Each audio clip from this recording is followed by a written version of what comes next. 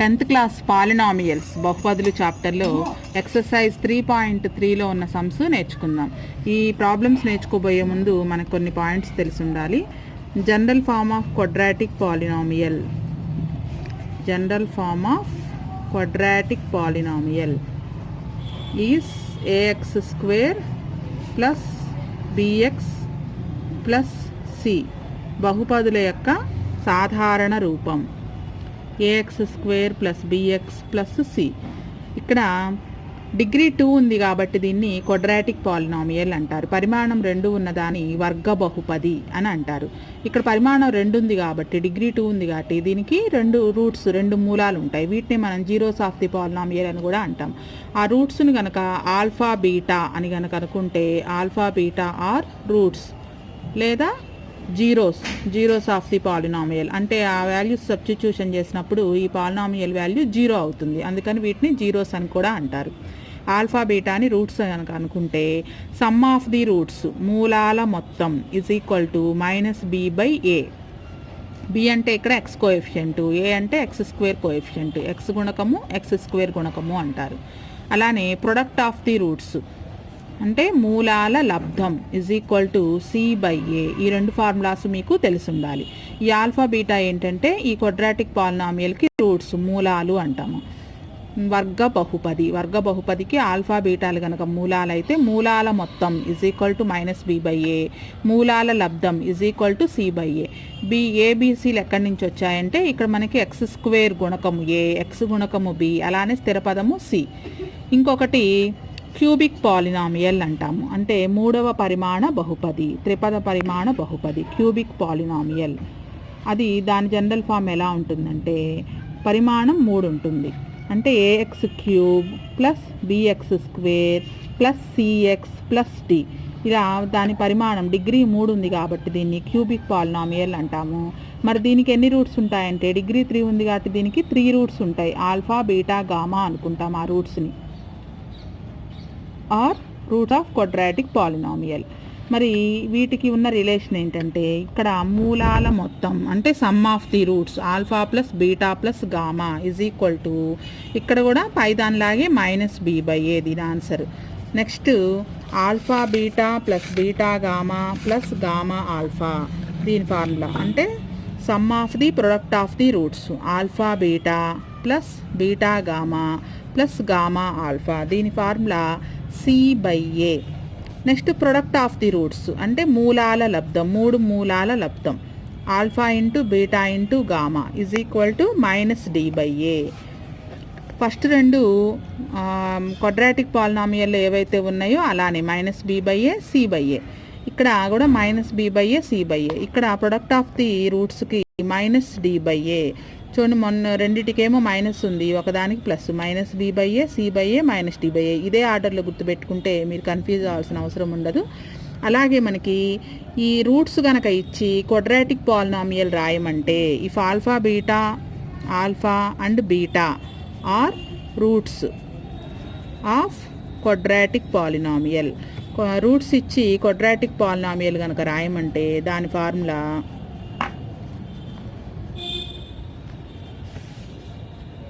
x square k into x square minus alpha plus beta into x plus alpha beta. ఇచ్చిన 2 రూట్స్ని ఒకసారి some చేయాలి, ఇంకొకసారి product చేసి ఈ ఫార్ములాలో కనుక సబ్స్టిట్యూషన్ చేస్తే మనకి క్వాడ్రాటిక్ పాలినామియల్ వస్తుంది. ఈ ఫార్ములాస్ అన్నీ తెలుసుంటే కనుక మనం ఎక్సర్సైజ్ 3.3 అనేది ఈజీగా చేయొచ్చు. క్వాడ్రాటిక్ పాలినామియల్లో ఆల్ఫా బీటా రూట్స్ అనుకుంటే 2 రూట్సే వస్తాయి, ఎందుకంటే దీని డిగ్రీ 2 కాబట్టి 2 రూట్స్ ఉంటాయి. వాటిని ఆల్ఫా బీటా అనుకుంటే సమ్ ఆఫ్ ది రూట్స్ మూలాల మొత్తం is equal to -b/a, product of the roots మూలాల లబ్ధం ఈజ్ ఈక్వల్ టు c/a. ఇంకొక పాలినామియల్ క్యూబిక్ పాలినామియల్, దీని డిగ్రీ 3 ఉంది కాబట్టి దీన్ని క్యూబిక్ పాలినామియల్ అంటారు. డిగ్రీ 3 ఉంది కాబట్టి దీనికి 3 రూట్స్ వస్తాయి. వాటిని ఆల్ఫా బీటా గామా అనుకుంటే some of the roots alpha plus beta plus gamma is equal to -b/a. ఇక్కడ ba ఏంటంటే b అనేది x స్క్వేర్ కోఎఫిషియంట్, a అనేది x క్యూబ్ కోఎఫిషియంట్. అలానే product of the some of the roots is equal to alpha beta plus beta gamma plus gamma alpha is equal to c/a. c అంటే x coefficient, a అంటే x cube coefficient. Product of the roots alpha into beta into gamma is equal to -t/a. D అంటే ఇక్కడ constant, ఏ అంటే x³ coefficient. ఈ formulas అన్ని తెలుసుంటే exercise 3.3 అనేది చాలా ఈజీగా చేయొచ్చు. ఇప్పుడు ప్రాబ్లమ్స్ ఎలా చేయాలో చూద్దాం. ఎక్సర్సైజ్ 3.3లో first sum, find the zeros of the following quadratic polynomials and verify the relationship between the zeros and the coefficients. ఇక్కడ మనం వీటికి జీరోస్ కనుక్కొని ఇందాక మనం చెప్పుకున్నట్లుగా కోఎఫిషియంట్స్కి అలానే మనం వచ్చిన జీరోస్కి మధ్య ఉన్న రిలేషన్షిప్ అనేది కనుక్కోవాలి. ఇక్కడ మొత్తం మనకి 6 ప్రాబ్లమ్స్ ఉన్నాయి.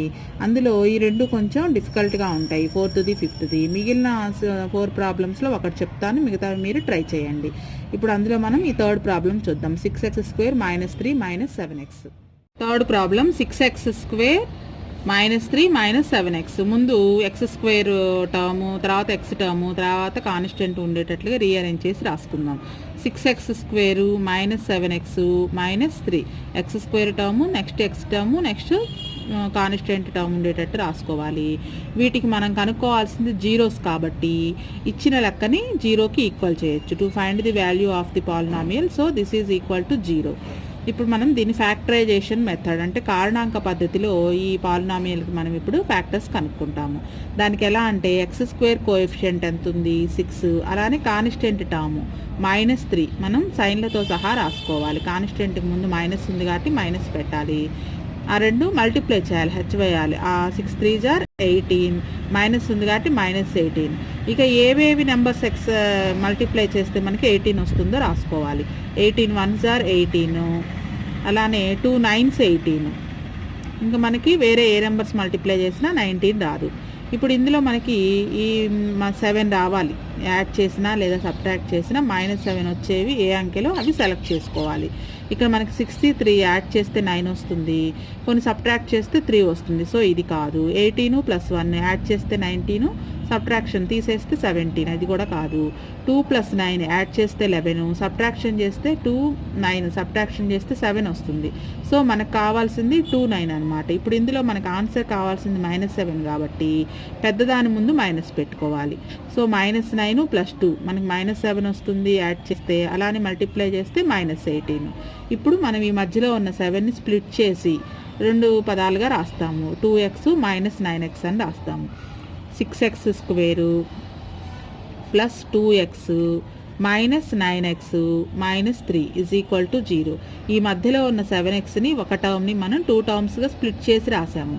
ఇక్కడ 6 3s are 18, మనం స్ప్లిట్ చేసి రాసిన 2 9s కూడా 18 వస్తుంది. అలా మల్టిప్లై చేస్తే 18 రావాలి, అలానే ఎడిషన్ చేస్తే -7 రావాలి. 2లో నుంచి 9 పోతే -7.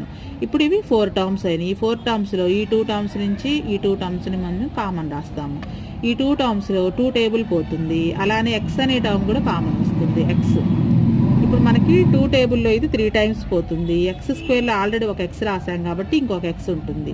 ఈ 2x మొత్తం బయట ఉంది కాబట్టి ఇక్కడ ఏం మిగలలేదు. సో ఇక్కడ +1 ప్లస్ ఉంది కాబట్టి ప్లస్, 2x మొత్తం బయట వేసేసాము. 2x 1s 2x. అలానే ఇక్కడ ఈ టర్మ్లో రెండిట్లోనూ మైనస్ ఉంది కాబట్టి మైనస్ రాయొచ్చు. అలానే ఈ 2 టర్మ్స్లో 3 టేబుల్ పోతుంది, సో 3 బయట రాస్తాము. ఈ 9 3 టేబుల్లో 3 టైమ్స్ పోతుంది, 3 3s. అలానే x మైనస్ రాసేసాం కాబట్టి ఇక్కడ మైనస్ ఉండదు, ప్లస్ ఉంటుంది. అలానే 3 3లో 1 టైం పోతుంది, అంటే ఆల్రెడీ 3 కామన్ తీసాం కాబట్టి ఇక్కడ ఏమి ఉండదు, 1 ఉన్నట్లు. Is equal to 0. మనల్ని చేస్తున్న లెక్క కరెక్టా కాదా అనేది ఎలా తెలుస్తుందంటే ఇక్కడ ఈ బ్రాకెట్లో ఏది వస్తుందో ఈ బ్రాకెట్లో కూడా అదే రావాలి. 3x + 1 3x + 1. మళ్ళీ ఈ 3x + 1ని కామన్ రాస్తాము. 3x + 1 కామన్ రాసి 3x + 1కి ముందున్నది 2x, అలానే ఈ 3x + 1కి ముందున్నది -3 ఈజ్ ఈక్వల్ టు 0. ఇప్పుడు మనం ఫ్యాక్టర్స్ ఈ 2 వచ్చాయన్నమాట మన పాలినామియల్కి. ఈ రెండింటిని 0కి ఈక్వల్ చేస్తాం. 3x + 1 is equal to 0, 2x - 3 is equal to 0. x value కావాలి కాబట్టి ఇక్కడ 1 అటు వెళ్తే -1 అవుతుంది. x is equal to -1/3. అలానే ఇక్కడ 2x -3 ఇటు వెళ్తే +3 అవుతుంది. x ఈజ్ ఈక్వల్ టు ఇటు వస్తే /2 3/2. మనకి x వాల్యూస్ -1/3, 3/2 అనేవి వచ్చాయి. ఈ లెక్కే చెప్పడానికి కారణం ఏంటంటే ఇక్కడ మనకు ఫ్రాక్షన్స్ వచ్చాయి కాబట్టి మీకు రిలేషన్షిప్ కనుక్కునేటప్పుడు కూడా కాస్త కొంచెం టఫ్ అనిపిస్తుంది. అందుకని ఈ లెక్కే చెప్తున్నాను. మిగిలిన 3 ప్రాబ్లమ్స్కి మనకి ఇలా ఫ్రాక్షన్స్ రావు. సో అవి మీరు ట్రై చేయండి. ఇప్పుడు మనకు వచ్చిన ఈ 2 ఫ్యాక్టర్స్ని ఒకదాన్ని ఆల్ఫా అనుకుందాము, ఇంకొక దాన్ని బీటా అనుకుందాము. Alpha is equal to -1/3, beta is equal to 3/2. ఇప్పుడు రిలేషన్షిప్ కనుక్కోవడానికి ముందు సమ్ ఆఫ్ జీరోస్ అంటే మూలాల మొత్తము, some of zeros is equal to alpha plus beta అంటే మనకు వచ్చిన 2 ఫ్యాక్టర్స్ని యాడ్ చేయాలి. -1/3 ప్లస్ 3/2 ఈజ్ ఈక్వల్ టు ఇక్కడ మనకి ఎల్సిఎం కసాగు రాదు. 3 2s are 6, 3 2 6. ఇక్కడ కసాగు రానప్పుడు ఇట్లా క్రాస్ మల్టిప్లికేషన్ చేసుకోవచ్చు. 2 1s 2, మైనస్ ఉంది కాబట్టి -2 plus 3 3s 9 is equal to 9 - 2 7 by కింద 6 ఉంది. ఇక్కడ చూడండి మనకి మామూలుగా సమ్ ఆఫ్ జీరో ఫార్ములా ఏంటి, -b/a. Alpha plus beta is equal to మనకి ఫార్ములా ప్రకారం -b/a రావాలి. ఈజ్ ఈక్వల్ టు మనకి ఇచ్చిన లెక్కలో 6x² -7x -3 ఇందులో ఏబిసి వాల్యూస్ రాస్తే a is equal to 6, b is equal to -7, c is equal to -3. ఇప్పుడు ఈ ఫార్ములా ప్రకారం -b/a, b అంటే ఇంకొక మైనస్ ఉంది బీలో, b అంటే -7. ఇది ఫార్ములాలో ఉన్న మైనస్, అలానే ఇది మనకి బీలో ఉన్న b value -7 by a value 6, minus into minus plus 7/6. చూడండి మనకి ఫార్ములా ప్రకారం alpha plus beta is equal to -b/a ప్రకారం 7/6 వచ్చింది. అలానే మనకు వచ్చిన ఫ్యాక్టర్స్ రెండింటిని సమ్ చేసిన 7/6 వచ్చింది. ఇది relationship between zeros and coefficients కనుక్కోవడం. అలానే ఇంకొక రిలేషన్ ఏంటంటే product of the zeros. Product of zeros అంటే ఇచ్చిన రెండింటిని మనం మల్టిప్లై చేయాలి. Product of zeros is equal to alpha into beta. Alpha అంటే -1/3 ఇంటూ బీటా వాల్యూ 3/2. 3 3 క్యాన్సిల్.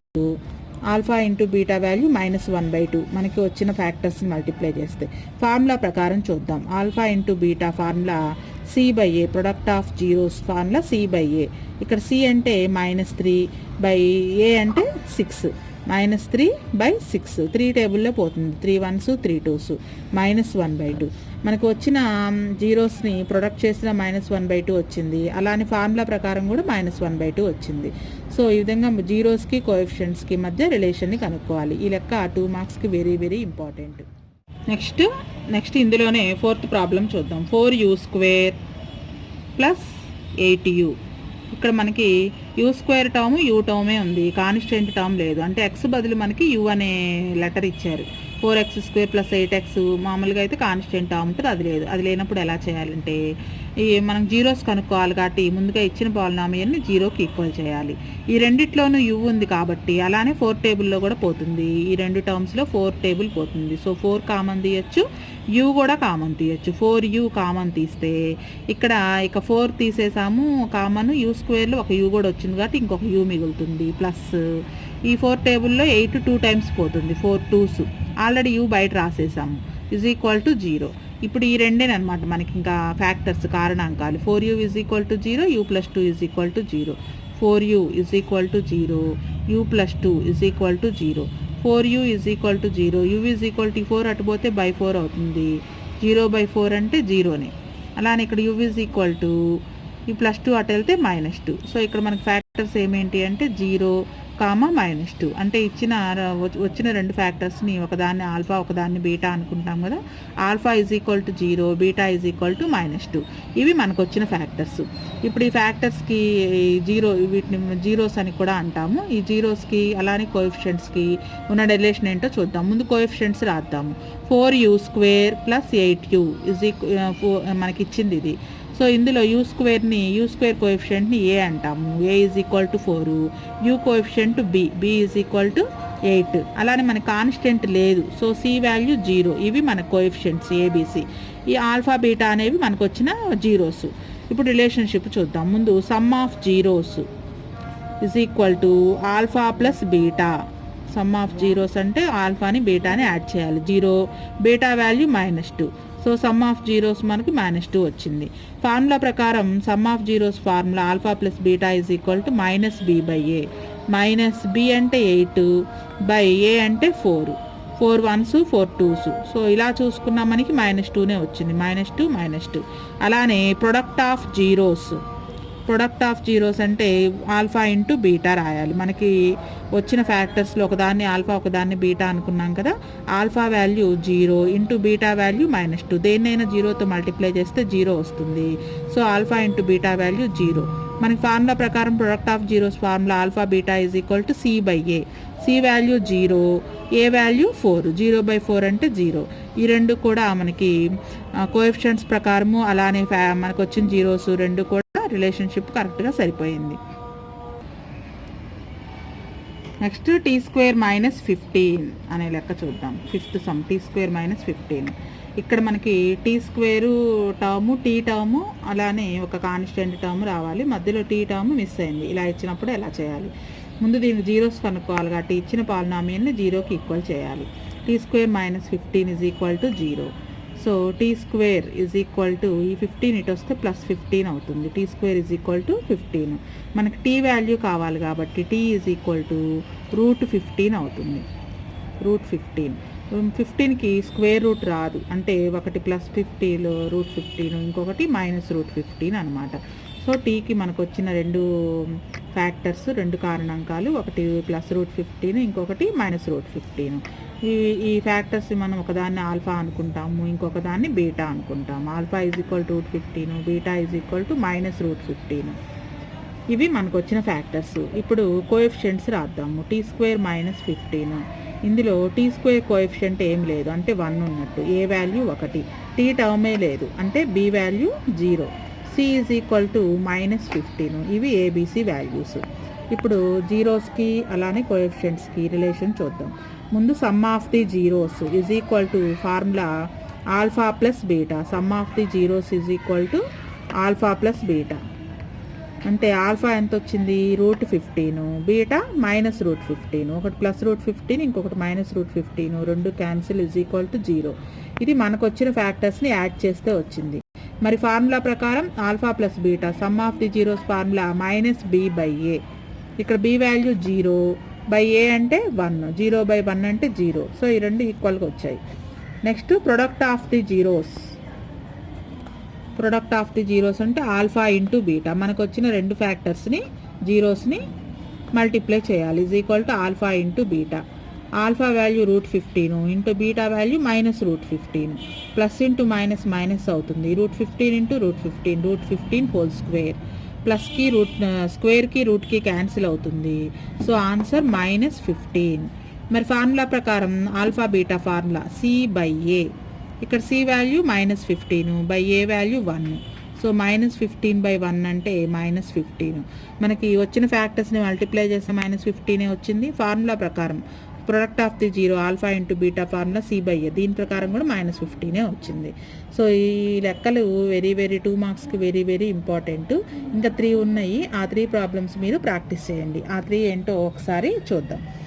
ఇక మనం ఇప్పుడు చెప్పుకుంది 3rd ప్రాబ్లము, అలానే 4th ప్రాబ్లము, 5th ప్రాబ్లము చెప్పుకున్నాం. ఫస్ట్ ప్రాబ్లం x² -2x -8, అలానే సెకండ్ది 4s² -4s +1, 3x² -x -4. ఇవి మీరు ప్రాక్టీస్ చేయండి. ముందుగా ఫ్యాక్టర్స్ కనుక్కోండి, తర్వాత కోఎఫిషియంట్స్ రాసుకొని జీరోస్కి అలానే కోఎఫిషియంట్స్కి ఉన్న రిలేషన్ కరెక్ట్గా ఉందో లేదో వెరిఫై చేయాలి.